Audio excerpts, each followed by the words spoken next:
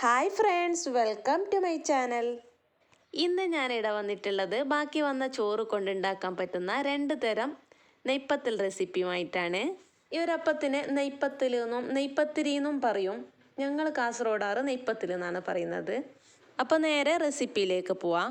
ഇനി ഒരു മിക്സിയുടെ ജാറിലേക്ക് ബാക്കി വന്ന ചോറ് ഇട്ട് കൊടുക്കുക. എനിക്ക് ഇത്രയും ചോറാണ് ബാക്കി വന്നിട്ടുള്ളത്.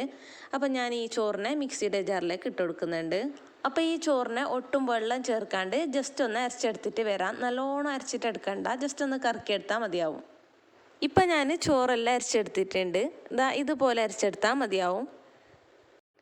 ഇനി അതേ മിക്സിയുടെ ജാറിലേക്ക് തന്നെ 1 കപ്പ് തേങ്ങ ഇട്ട് കൊടുക്കാം.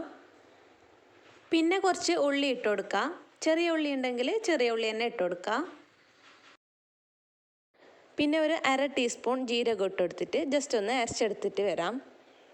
തേങ്ങാവും അതുപോലെ തന്നെ നല്ല പോലെ അരച്ചിട്ടെടുക്കണ്ട, ജസ്റ്റ് ഒന്ന് കറക്കിയെടുത്താൽ മതിയാവും. ഇനി ഇത് ബാക്കി വന്ന ചോറിലേക്ക് മിക്സാക്കി കൊടുക്കാം. ഇനിയിലേക്ക് കറുത്ത എള്ളിട്ട് കൊടുത്ത് ഒന്ന് മിക്സാക്കി എടുക്കാം. അരച്ചെടുക്കുമ്പോഴേക്കൊന്ന് വെള്ളം ഒട്ടും ചേർക്കാൻ പാടില്ല.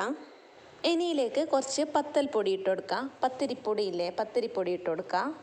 ഇത് കുഴച്ചെടുക്കാൻ ആവശ്യത്തിനുള്ള പത്തിരിപ്പൊടി ഇട്ട് കൊടുക്കണം. അപ്പോൾ ഇത് കുഴച്ചെടുക്കാൻ എത്രയാണോ പത്തിരിപ്പൊടി ആവശ്യം അത്രയും പത്തിരിപ്പൊടി ഇട്ട് കുഴച്ചെടുക്കുക.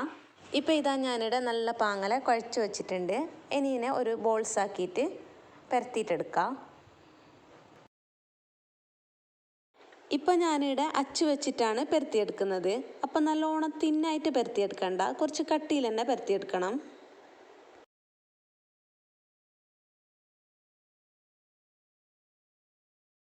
ഇപ്പോൾ ഇതാ ഇത്രയും കട്ടിയിൽ ഇതിനെ പരത്തിയെടുക്കണം. ഇനി ഇതിനെ നല്ല ചൂടായ എണ്ണയിലേക്ക് ഇട്ട് കൊടുക്കാം. ഹൈ ഫ്ലെയിമിൽ വെച്ചിട്ട് തന്നെ ചുട്ടെടുക്കണം. ഇതിപ്പോൾ ചോറ് വെച്ച് ഉണ്ടാക്കിയതല്ലേ, അപ്പോൾ എണ്ണ പിടിക്കാനുള്ള സാധ്യതയുണ്ട്. അതുകൊണ്ട് ഹൈ ഫ്ലെയിമിൽ വെച്ചിട്ട് തന്നെ ചുട്ടെടുക്കണം. ഇതിപ്പോൾ ഇതാ പൊങ്ങി വരുന്നുണ്ട്. അപ്പോൾ ജസ്റ്റ് ഒന്ന് പ്രസ്സാക്കി കൊടുക്കാം. അതിനുശേഷം ഇതിനൊന്ന് മറിച്ചിട്ട് കൊടുക്കാം.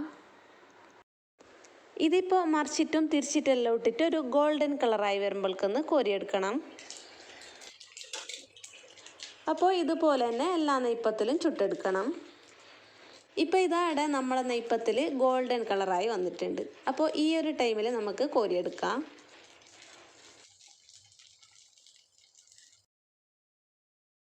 ഇനിയിപ്പോൾ നമുക്ക് നേരെ രണ്ടാമത്തെ റെസിപ്പിയിലേക്ക് പോവാം. ബാക്കി വന്ന ചോറും റവയും ചേർത്തിട്ടാണ് ഈ ഒരു നെയ്പ്പത്തിൽ ഞാൻ ചുട്ടെടുത്തിട്ടുള്ളത്. അപ്പോൾ ഈ ഒരു നെയ്പ്പത്തിൽ ചുട്ടെടുക്കാനായിട്ടില്ലേ, ഞാനിവിടെ 1 കപ്പ് പച്ചരി കുതിരാൻ വെച്ചിട്ടുണ്ടായിരുന്നു. അപ്പോൾ ആ 1 കപ്പ് പച്ചരിനെ ഞാനൊരു മിക്സിയുടെ ജാറിലേക്ക് ഇട്ട് കൊടുക്കുന്നുണ്ട്. ഇനിയിപ്പോൾ ഇതിലേക്ക് ഒരു 1/4 കപ്പ് തേങ്ങ ചിരകിയതും ഇട്ട് കൊടുക്കാം. പിന്നെ ഇതിലേക്ക് ബാക്കി വന്ന ചോറും കൂടി ഇട്ട് കൊടുക്കാം.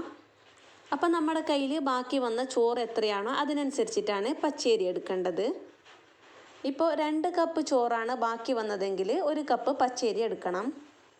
പിന്നെ ഇതിലേക്ക് കുറച്ച് ഉള്ളിയും കുറച്ച് ജീരകവും ഇട്ട് കൊടുക്കാം. ഉള്ളി ഒരു ഉള്ളീൻ്റെ പകുതി ഇട്ട് കൊടുത്താൽ മതിയാകും, ഉള്ളി അധികം വേണമെന്നിട്ടില്ല. പിന്നെ ആവശ്യത്തിനുള്ള ഉപ്പും കുറച്ച് വെള്ളവും കൂട്ടിയിട്ട് അരച്ചെടുക്കാം. അപ്പോൾ നല്ലോണം അരച്ചെടുക്കണ്ട, ജസ്റ്റ് ഒരു തരി തരി പോലെ അരച്ചെടുക്കണം. പിന്നെ വെള്ളം ചേർക്കുമ്പോഴേക്കൊന്ന് കൂടുതലാവാണ്ട് നോക്കണം. ഈ ഒരു കൺസിസ്റ്റൻസിയിലാണ് മാവ് വേണ്ടത്. ഇനിയിപ്പോൾ ഈ മാവിനെ ഒരു ബൗളിലേക്ക് ഇട്ടുകൊടുത്ത് ഇതിലേക്ക് 1 കപ്പ് റവയും ഇട്ട് കൊടുക്കാം. അപ്പോൾ ഇതിനെ നല്ല പാങ്ങല കുഴച്ചെടുക്കുക. 1 കപ്പ് റവ ഫുള്ളായിട്ട് ഇട്ട് കൊടുക്കണം. എന്നിട്ടും വെള്ളമായിട്ട് തോന്നുന്നുണ്ടെങ്കിൽ പത്തിരിപ്പൊടി ഉണ്ടെങ്കിൽ നിങ്ങൾക്ക് ചേർത്ത് കൊടുക്കുക. എനിക്കിവിടെ കണക്കായിട്ടുണ്ട്. ഇതിപ്പോൾ ഇങ്ങനെ കുഴച്ചിട്ട് ഒരു 10 മിനിറ്റ് അടച്ചു വെക്കാം. റവ ഇട്ടതാണല്ലോ, റവയിലേക്ക് വെള്ളമെല്ലാം വലിച്ചെടുക്കാൻ വേണ്ടിയിട്ട്. ഒരു 10 മിനിറ്റിന് ശേഷം നമുക്കിതിനെ ഒരു ബോൾസ് ആക്കിയിട്ട് പരത്തിയെടുക്കാം. ഞാനിപ്പോൾ ഇത് അച്ച് വെച്ചിട്ടാണ് പരത്തിയെടുക്കുന്നത്.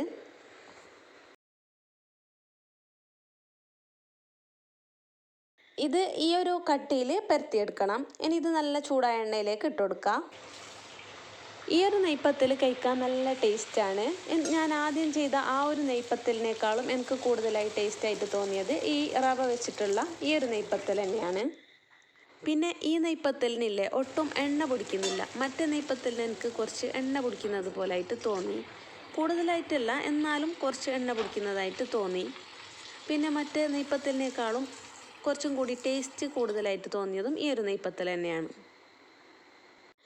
ഇതിപ്പോൾ പ്രസ് ചെയ്തിട്ട് കൊടുക്കേണ്ടൊന്നും ആവശ്യമില്ല. ഇട്ട് കൊടുക്കുമ്പോഴേക്കൊന്ന് തന്നെ പൊങ്ങി വരുന്നുണ്ട്. നല്ലൊരു ടേസ്റ്റാണ്. എല്ലാവരും ട്രൈ ചെയ്ത് നോക്കണം.